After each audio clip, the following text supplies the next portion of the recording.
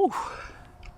Who let a 21-year-old buy a house? I had no idea what I was doing. I bought this on a whim, and I think I made a mistake. But before we get more into that mistake, I think, yeah, we're gonna go inside because my neighbors are looking at me all types of funny. So let's get in there. Whew. That's better. I lived here like 2 years and I still have yet to meet my neighbors. So we're gonna do the video inside where I'm comfortable. Welcome back to another video. My name is Jeremiah Peoples. I make tech videos, and you may have forgotten, but I also make lifestyle videos, and this is a lifestyle video. But before I get into the lifestyle video, I just wanna say thank you for everyone who subscribed so far. It looks like I'm about to hit 1,000 subscribers very soon. And when I first started YouTubing, I promised myself if I hit 1,000 subscribers, I will buy a real camera. That day looks like it's coming up pretty soon here, so I got my eye set on the Canon M50 series. If you have any other suggestions for a starter or entry-level camera, go ahead and leave that in the comments below. How does one accidentally buy a house? I wish the title was clickbait, but unfortunately it is not. It's just my life.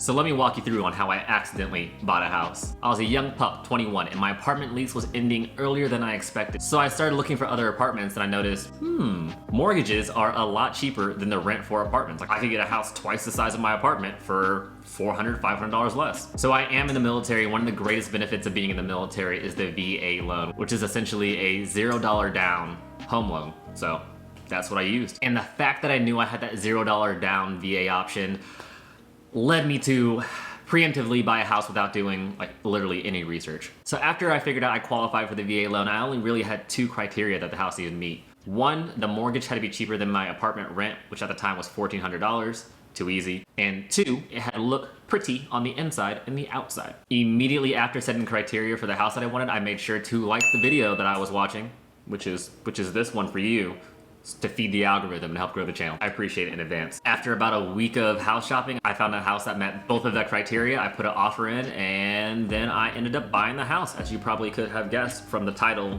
and the scenery. Now looking back, I do see some red flags that I probably shouldn't have done. Like I never visited the neighborhood that I was about to move to, like ever. Outside of visiting the house, never been in that neighborhood. And the second red flag was there was absolutely nothing wrong with the house. It was turnkey, move-in ready. And that right there was a problem. The house had no room for upward equity. As it stands right now, the house isn't really in a great position to generate me a decent amount of cash flow. My monthly payment after mortgage and taxes is about $1,000 a month. I could probably rent this for about $1,300 a month, and paying a property manager to handle this place while I'm gone would be about 12%. So I'd only be cash flowing about $150 a month. And I'm not quite sure $150 a month is worth the liability that I have to incur as a landlord for this place. Like I know something's gonna break and it's gonna be like tens of thousands of dollars for me to fix. Okay, so I made a bunch of mistakes, but what would I do differently? So if I could do it all over again, up front I would be honest with myself. I know I wanna be a real estate investor, so I know I'm probably not gonna move into a house that's my forever home and turnkey ready. Rather, I'd look for a property with potential. So I consider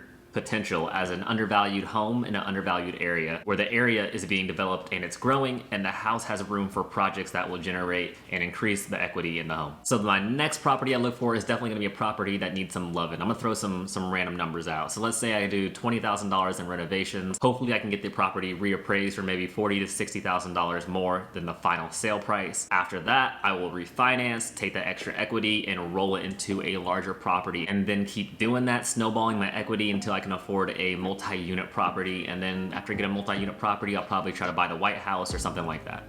Goals. Taking a second to reflect on my actions as a 21-year-old, I wouldn't say I made a huge mistake, but I definitely made a little tiny one, a missed opportunity more. But in the true nature of Agile, I learned just how important it is to fail early and fail often and learn from it. And I've definitely learned a ton from being a homeowner, and I'm excited to take all those learnings and use those learnings for buying my next properties. So let me know in the comment section if you have any books, resources, audio books, videos, podcasts that you listen to for someone trying to get started in real estate investment. Feel free to connect with me on Instagram and on Twitter. Thanks for watching. Be sure to subscribe to join me on my journey as I share my success and even more importantly, my failures. And like always, I will see you on the next one. See you later.